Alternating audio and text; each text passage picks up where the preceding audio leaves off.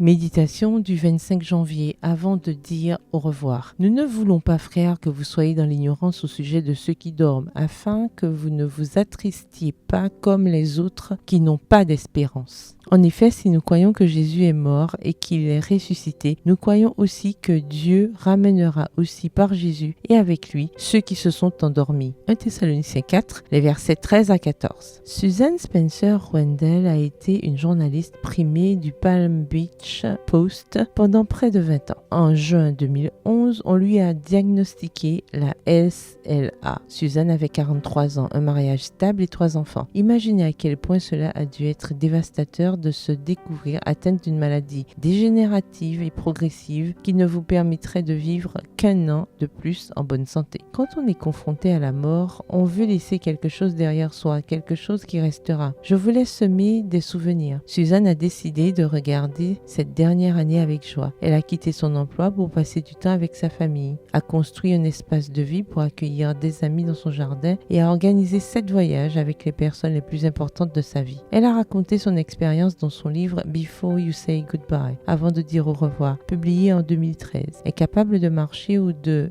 lever les bras, elle a tapé lettre par lettre sur son iPhone avec le pouce de sa main droite, qui fut le dernier doigt à cesser de fonctionner. Suzanne est décédée en 2014. Sa détermination à vivre ces derniers instants dans la joie en semant des souvenirs est admirable. Dans la parole de Dieu, il y a une excellente raison d'affronter des moments comme ceux de Suzanne avec sérénité et joie. La vie ici-bas n'est pas définitive. Une maison éternelle nous a été promise et si nous mourons en Christ, il y aura une résurrection. L'espérance de la résurrection et de la vie éternelle nous est assurée par le Seigneur. En accomplissement de toutes les prophéties, il reviendra et nous prendra avec lui. Que nous soyons vivants ou que nous ayons traversé la mort. Quelle joie de savoir qu'un jour nous retrouverons les êtres chers que la mort a emportés et que si nous mourrons nous aussi, ce ne sera pas pour toujours. C'est la grande différence entre le désespoir et la sérénité avant de dire au revoir. Portez-vous dans votre cœur cette espérance bénie. Bonne journée et que l'Éternel vous bénisse.